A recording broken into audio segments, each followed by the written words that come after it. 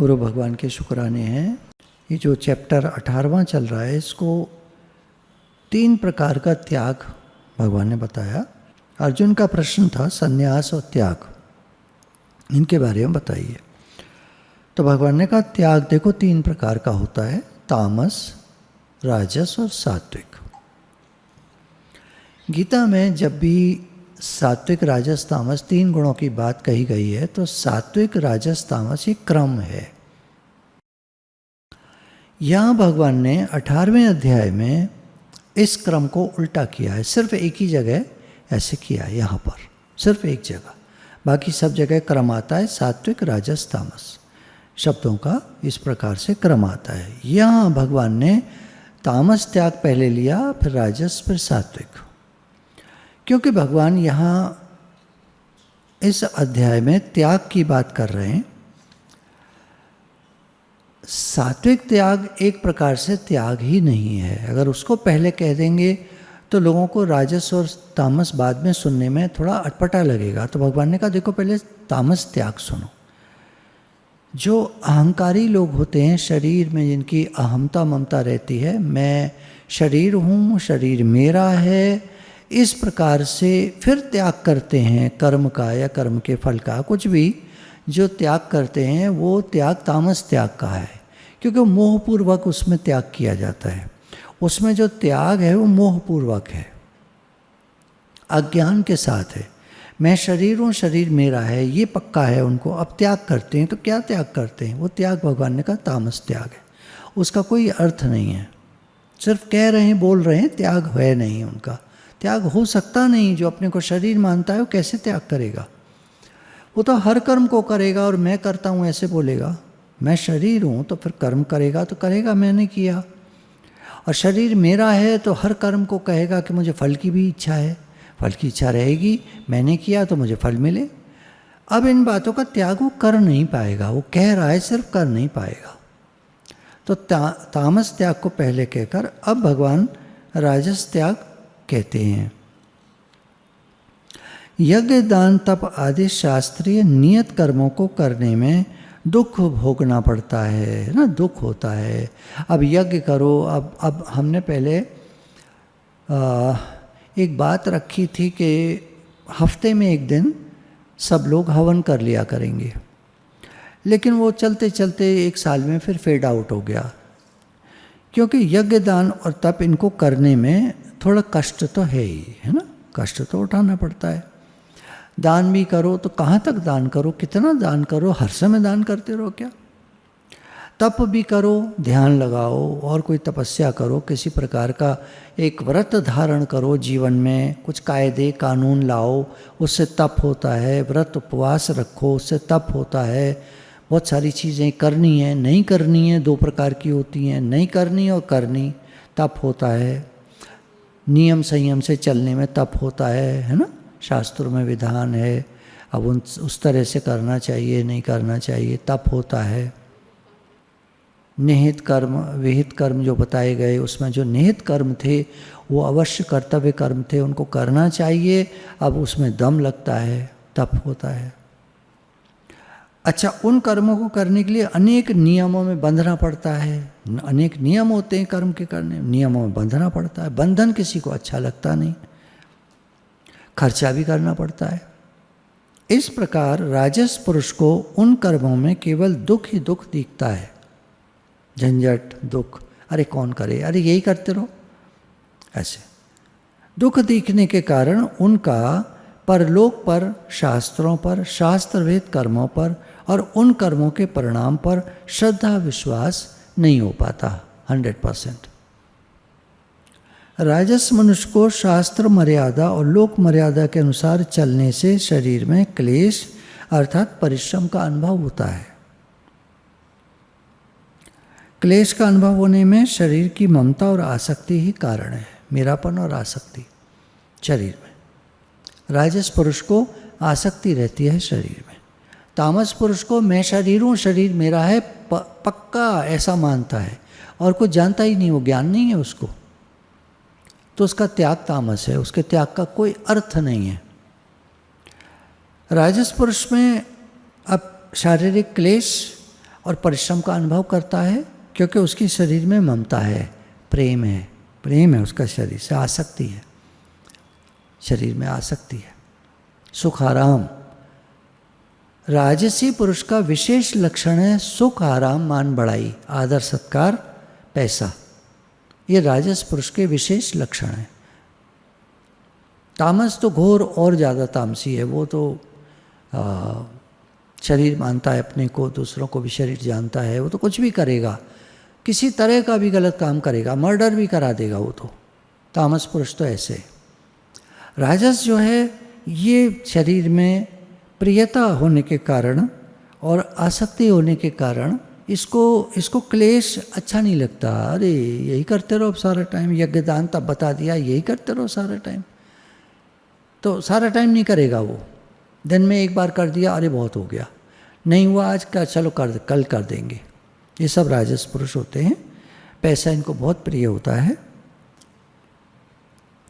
राजस मनुष्य को अपने वर्ण आश्रम आदि के धर्म पालन करने में और माता पिता गुरु मालिक आदि की आज्ञा का पालन करने में पराधीनता का अनुभव होता है।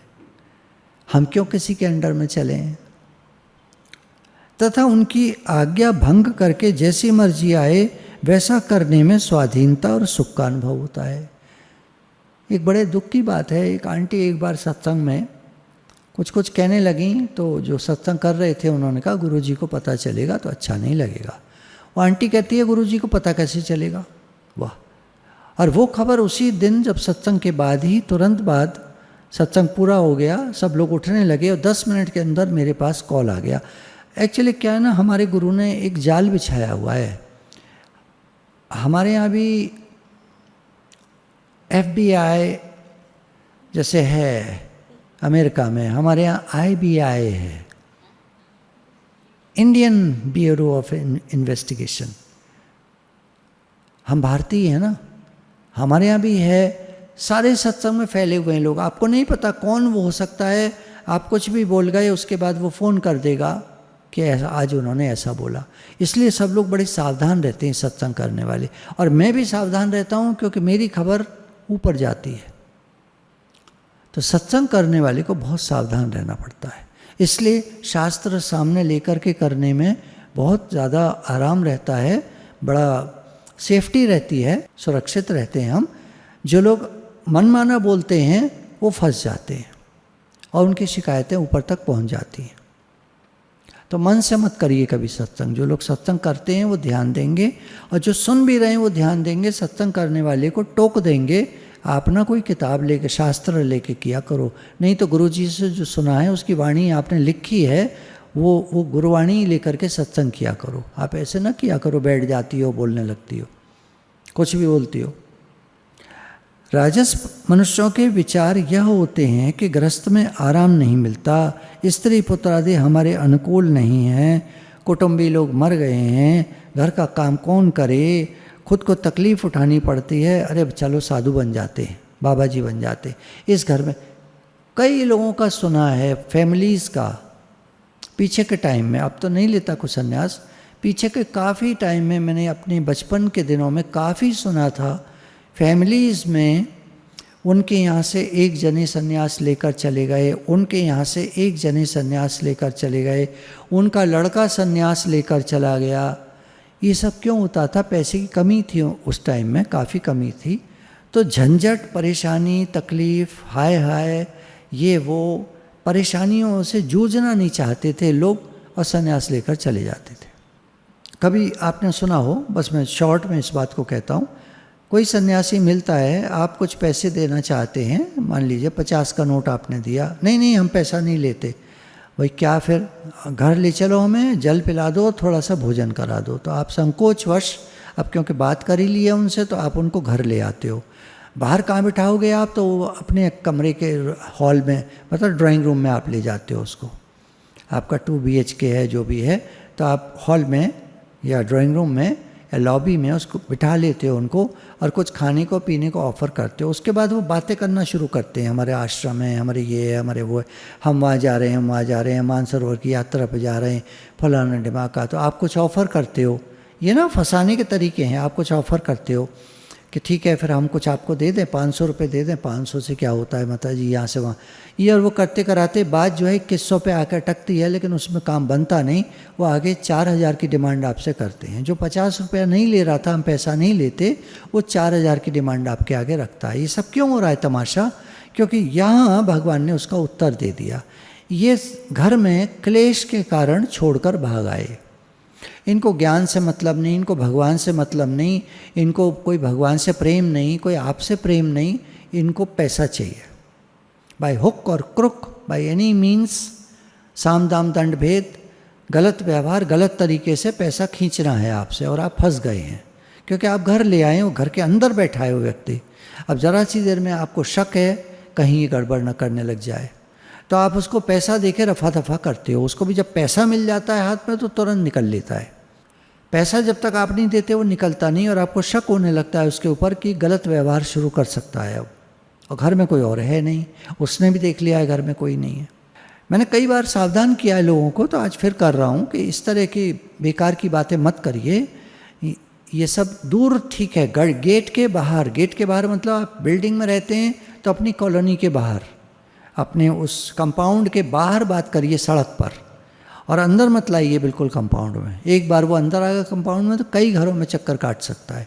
क्योंकि आप लेकर आए हैं तो गार्ड ने नाम तो नोट कर लिया, पर जब झंझट पड़ेगा तो आपके ऊपर पड़ेगा।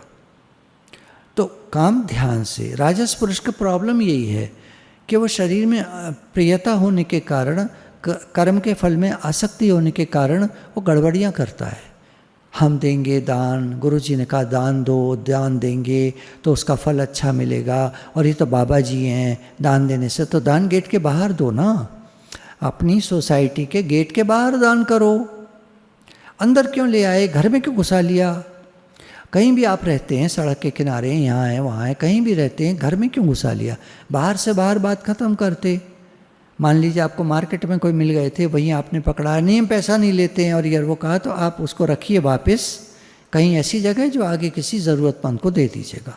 नहीं तो किसी सब्जी वाले को पकड़ा दीजिएगा, नहीं तो किसी रोटी बनाती है कोई माई, उसको पकड़ा दीजिएगा, भैया किसी भूखे को रोटी खिला देना।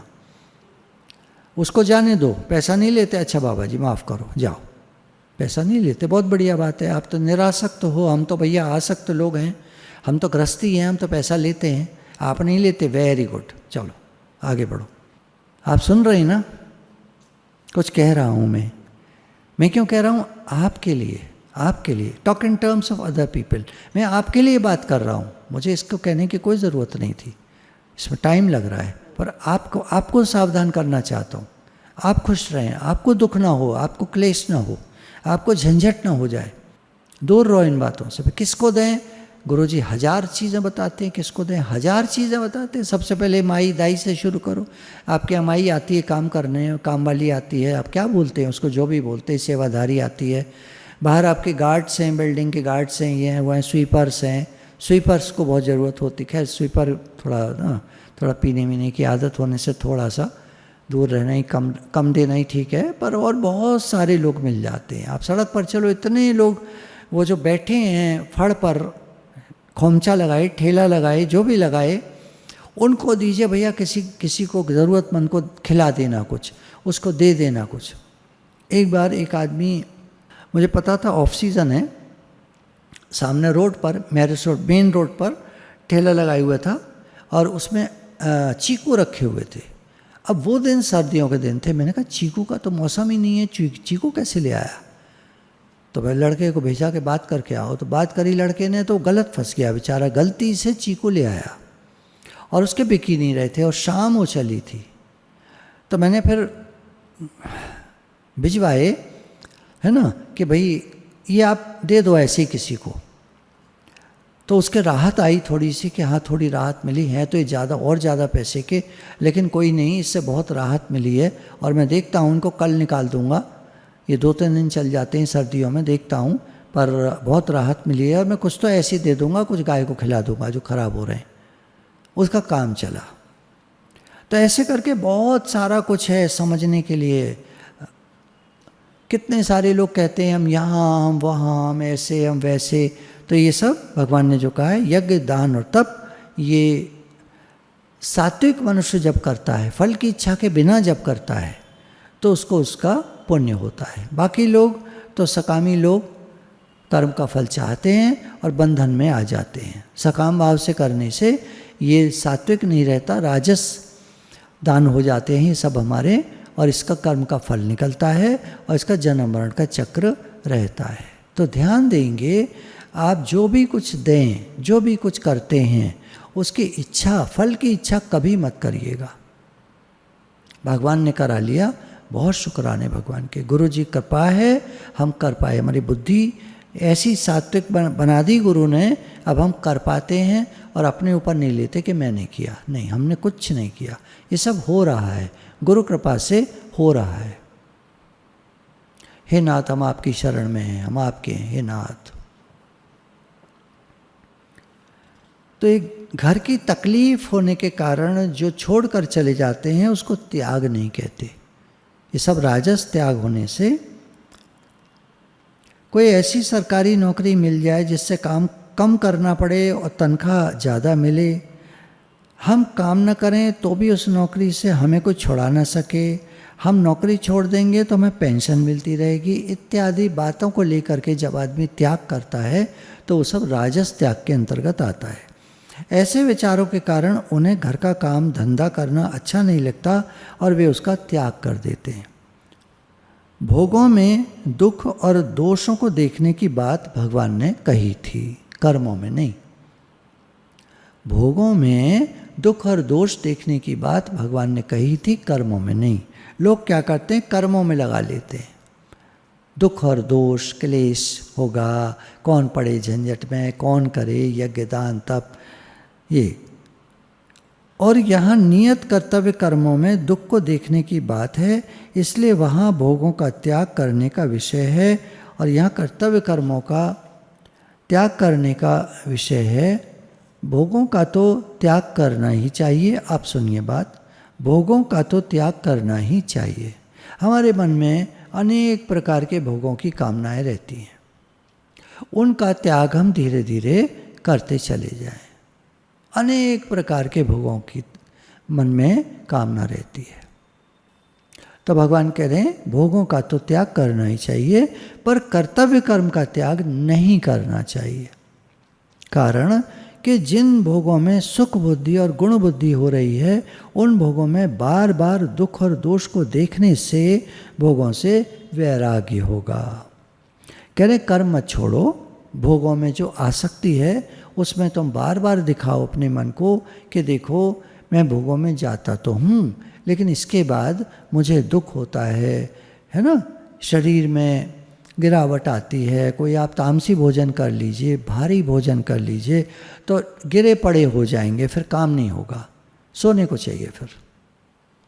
तो ये दुख और दोष दिखाना होता है मन को कि तुमने देखो ये खाया, तुमने ये किया, तुमने ऐसे किया, तुमने वैसे किया, ये सब तामसी चीज़ें हैं या रजोगुणी हैं।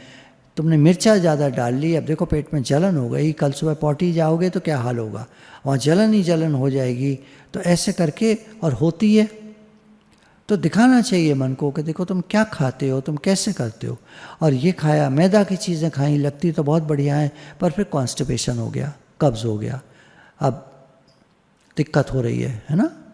रात में दिक्कत रही, रात को नींद ठीक से नहीं आई, सुबह भी उठ के दिक्कत हो रही है, ये सब दिखाना पड़ता है मन को बार बार। तो वैराग्य आता है जिससे परमात्म तत्व की प्राप्ति होती है। वैराग्य से परमात्म तत्व की प्राप्ति होती है, भगवान की तरफ हम चलते हैं, भगवान में मन लगता है। परंतु नियत कर्तव्य कर्म में दुख देखकर उन कर्मों का त्याग करने से सदा पराधीनता और दुख भोगना पड़ेगा। तुम नियत कर्म को छोड़ दोगे तो फिर दूसरों के पराधीन हो जाओगे। तुम नहीं करोगे, अब चाहिए तुम्हें सब कुछ, अब चाहिए तुम्हें सब कुछ, तो तुम किसी और के पराधीन हो जाओगे, भीख मांगोगे। तात्पर्य यह हुआ कि भोगों में दुख और दोष देखने से भोगासक्ति छूटती है, जिससे कल्याण होता है, और कर्तव्य कर्म में दुख देखने से कर्तव्य छूटता है, जिससे पतन होता है। तो कर्तव्य कर्म में कभी दुख नहीं देखना चाहिए। घर में बड़ा दुख है, बड़ा झंझट है, बड़ी परेशानी है, छोड़ो इससे, तो चले जाते हैं। कुछ लोगों ने कहा सत्संग में आने से पहले हमारे तो मन में ये आता था हम आत्महत्या ही कर लें तो ठीक है। बातें आती हैं मन में, सबके आती हैं, कभी न कभी आई होती हैं, एक आध बार तो सबके ही आई होती है, कोई बात नहीं है। पर ये सब ठीक नहीं है। भगवान कह रहे हैं ये सब रजोगुणी त्याग है, राजस त्याग है, इससे कर्म का फल नहीं मिलता, इससे आपको परलोक नहीं मिलता, भगवान नहीं मिलते, त्याग का फल नहीं मिलता। तो इसलिए राजस त्याग नहीं करना है। दुख और दोष देखकर जो त्याग करते हैं वो नहीं करना है, ऐसी बात बता। तो राजस और तामस त्याग करने वालों में आलस्य, प्रमाद आदि दोष आते हैं, क्योंकि उनकी रुचि भोगों में रहती है। तो वो जो त्याग करते हैं वो त्याग नहीं होता, केवल दिखावा होता है। मन में भोग पड़े रहते हैं, सब चाहिए उनको। जो आपको मैंने साधु बाबा को उदाहरण दिया कि उन्होंने कहा हम पैसा नहीं लेते, ये सिर्फ कहने की बात थी, उसके आगे उनके मन में बहुत भोग पड़े हैं। तो देखिए, मैं किसी साधु बाबा की बुराई नहीं कर रहा हूँ, आई एम सॉरी, है मेरी क्षमा कीजिएगा, मैं किसी के लिए कोई अपशब्द या ऐसे नहीं कह रहा हूँ। मेरा भाव सिर्फ इतना है कि हमारी समझ खुले, कहाँ और कैसा दान सही रहता है, जिसमें सेफ रहते हैं हम और बहुतों को खुशी दे सकते हैं, बहुत सारे दिलों को हम छू सकते हैं। त्याग का फल तो शांति है, और तामसी और राजस मनुष्य को त्याग करके भी त्याग का फल नहीं मिलता, वो शांति नहीं पाता। और जब शांति नहीं मिलती तो उसको त्याग नहीं कहते। त्याग करके शांति आनी चाहिए, ठीक है। त्याग करके शांति नहीं आई यदि किसी व्यक्ति को, तो इसका मतलब उसका त्याग सात्विक नहीं था। राजस या तामस त्याग था जिसके कारण उसको शांति नहीं आई, और जिसको त्याग नहीं कहते ऐसा भगवान ने डिक्लेयर किया है। राजस और तामस त्याग को त्याग नहीं कहते, और सब किसी न किसी कारण से हैं। कामना, सुखासक्ति, सुखों में बाधा, क्लेश, घर में दुख, झंझट, संताप, परेशानियाँ, कौन करे, कौन चक्कर में पड़े, नौकरी भी कौन करे, नौकरी भी आराम की चाहिए, आराम की नहीं मिली तो वो भी छोड़ता हूँ। तो ये सब त्याग जो है, भगवान ने कहा तामस और राजस त्याग करके कोई फल नहीं पाता, शांति नहीं पाता। असली त्याग से तो भगवान मिलते हैं। एक मरने वाला आदमी भी त्याग करता है, सब कुछ त्याग देता है, उसको भगवान मिल जाते हैं क्या मरने वाले को? जो आमतौर पर दुनिया मरती है उनको भगवान मिल जाते हैं, त्याग तो उन्होंने सब कर दिया। भगवान कह रहे हैं ये राजस और तामस त्याग होते हैं। सुखासक्ति और वो सब पड़ी रहती है। अध्याय 18 का 9वां श्लोक है, हे अर्जुन, जो शास्त्र विहित कर्म करना कर्तव्य है, इस भाव से शास्त्र विहित कर्तव्य कर्म करना कर्तव्य है। इस भाव से आसक्ति और फल का त्याग करके, आसक्ति और फल का त्याग करके, राजस और तामस में क्या था? आसक्ति और फल इच्छा थी। इसका त्याग करके किया जाता है, वही सात्विक त्याग माना गया है। इसकी व्याख्या देखते हैं। तो कर्तव्य करने में, कर्तव्य कर्म जो हम करते हैं, कई बार मैं लिया करता हूँ श्लोक, भगवान ने कहा हे अर्जुन तो कर्तव्य कर्म कर, क्योंकि उसके न करने से तेरा जीवन निर्वाह भी नहीं होगा, काम कैसे चलेगा, जियोगे कैसे? तो कर्तव्य कर्म कर, भगवान ने आदेश किया, उसी की व्याख्या ये सब चल रही है। कर्तव्य करना है, कर्तव्य कर्म करना है, इसको करने में कोई फलासक्ति नहीं, कोई स्वार्थ नहीं, और कोई क्रियाजन्य सुख भोग भी नहीं, है ना। कोई भी चीज़ जब हम लाते हैं तो उसका सुख भोग करते हैं, टीवी देखते हैं तो सुख भोग करते हैं, खाने की चीज़ें लाते हैं तो सुख भोग करते हैं। जिस चीज़ से हमको, जिसको भोग कर मतलब खा कर पी कर उसको ग्रहण करके सुख मिले, उसको सुख भोग कहते हैं। और जो सात्विक लोग हैं वो सुख के लिए नहीं जीते, वो कर्तव्य के लिए जीते हैं। बड़ा भारी फर्क है, समझिएगा। सात्विक लोग सुख के लिए नहीं जीते, वो कर्तव्य के लिए जीते हैं। मतलब कर्तव्य कर्म हमारा कर्तव्य है, ये उनका जीवन है। यज्ञ दान तप अवश्य कर्तव्य कर्म हैं, उनको करना चाहिए। भगवान ने गीता में आदेश करा है, हमें शरीर मिला है सेवा के लिए, करो। मैं शरीर नहीं, मैं आत्मा हूँ। शरीर मेरा नहीं, शरीर संसार से मिला है, संसार की सेवा में लगा दो। ध्यान दीजिएगा, फिर से सुनिएगा। मैं शरीर नहीं, मैं आत्मा हूँ। शरीर संसार से मिला है, इसको संसार की सेवा में लगा दो। शरीर मैं नहीं, शरीर मेरा नहीं। न मैं शरीर हूँ, न ये शरीर मेरा है। हम सब भगवान के बच्चे, मतलब हम सब भगवान के अंश, अर्थात हम सब भगवत स्वरूप। जैसे आए वैसे ही वापस जाएंगे तो भगवान से मिलकर एक हो जाएंगे। देखिए, ये इसलिए बताना पड़ता है ऐसे ऐसे करके। भगवान तो सर्वत्र यहाँ भी हैं, इधर आगे पीछे अंदर बाहर सब जगह हैं, लेकिन ऐसे इसलिए बताना पड़ता है समझाने के लिए। बच्चों को समझाना हो, जैसे बादल है, बारिश हुई, बारिश को फिर ऊपर कर दो तो बादलों में घुस गई, फिर बादल बन गए, वो बूंदे फिर बादल बन गई, यानी उल्टा कर दो उसको। जो पिक्चर चल रही थी उसको उल्टा कर दीजिए तो क्या होता है, एक आदमी आगे दौड़ रहा है तो उल्टा कर दीजिए उसको तो पीछे दौड़ने लगता है। वो रिवाइंड करना कहते हैं। जब वीडियो को मोशन में, वीडियो चल रहा है और आपने उसको रिवाइंड का बटन दबा दिया तो वो आवाज़ आती है और पीछे आदमी भागता हुआ चला जाता है। इसी तरह हम सब भगवान के बच्चे इस धरती पर आए। अब रिवाइंड करिए, ऊपर करिए, हम सब वापस भगवान से मिलकर एक। हम उनके अंश हैं, हमें शरीर नहीं है। शरीर तो संसार में मिला है और एक दिन छूट जाएगा। एक दिन मिला है, एक दिन छूट जाएगा। पक्का सबका, पक्का और सबका, किसी का नहीं रहने वाला। कितना ही दम लगा लो, कोशिश कर लो, नहीं नहीं अभी थोड़ी मरेंगे हम। ठीक है, अभी नहीं मरोगे, 100 साल में तो मर ही जाओगे। 100 साल के अंदर तो सभी मर जाते हैं। नहीं मैं तो 120 जीऊँगा, हाँ तो 120 के अंदर मर जाते हैं। नहीं मैं तो 150 तक, तो 150 के अंदर मर जाते हैं।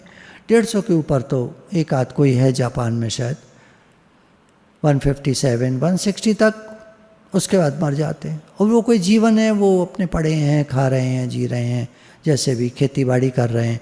किसी से मिलते नहीं, ज़्यादा बातें नहीं करते, कोई वैसा काम नहीं करते, कोई विशेष कोई कार्य नहीं कर रहे हैं।